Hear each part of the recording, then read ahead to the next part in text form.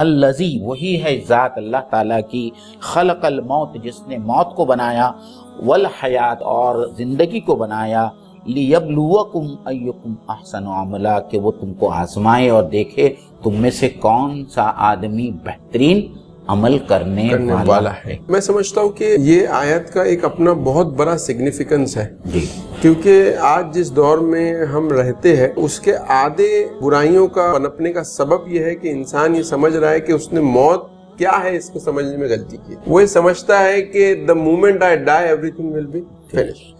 بابر بعیش کوش کے عالم دوبارہ نیست، کہ بابر تم عیش کر لو کیونکہ اس کے بعد میں کوئی زندگی نہیں ہے۔ ہم تو یہ کہتے ہیں، علامہ اقبال کا جو مشہور شعر ہے، تو اسے پیمان امروز و فردا سے نہ جاویدہ پہم دواں ہر دم جواں ہے زندگی۔ مطلب موت جو ہے وہ زندگی میں ٹھہرنے کا ایک وقفہ ہے، یعنی آگے چلیں گے دم لے کر۔ موت کے ساتھ میں یہ دنیا کی زندگی ختم ہو جاتی ہے لیکن ایک دوسری نئی زندگی شروع ہوتی ہے۔ آج کل اگر ناظرین انٹرنیٹ پہ جاتے ہوگے تو ایک بہت کامن چیز آپ کو دکھے گی، مڈ لائف کرائسس۔ ایک آدمی رہتا ہے، ایک میل رہتا ہے، بچپن سے کمپیٹیٹیو ہے، اچھا ایجوکیشن حاصل کیا، دنیا میں ترقی کیا، پھر وہ 40-45 کی ایج میں پہنچتا ہے، اس کے پاس گھر گاڑی بنگلہ سب کچھ ہوتا ہے، ڈائنامک کریئر ہوتا ہے، اس کے بچے ہائیلی ایجوکیٹڈ ہوتے ہیں، لیکن اس کے اندر ایک بے چینی رہتی ہے۔ وہ بے چینی یہ رہتی ہے کہ میں نے ابھی تک جو کچھ بھی اسٹرگل کر کے حاصل کیا یہ سب کس لیے اگر مجھے موت آنی ہے۔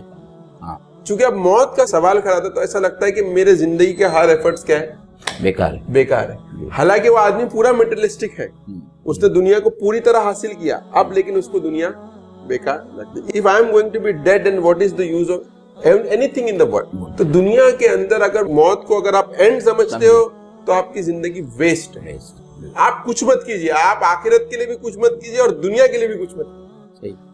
اگر آپ یہ سمجھتے ہو موت جو ہے ایک ڈور ہے جس سے دوسری دنیا میں جانا ہے، تو پھر آگے اللہ تعالیٰ بتا رہا ہے کہ اگر وہ ڈور مانتے ہو تو اچھے عمل کرو، نہیں تو ادروائز کوئی یوز نہیں ہے اس کا۔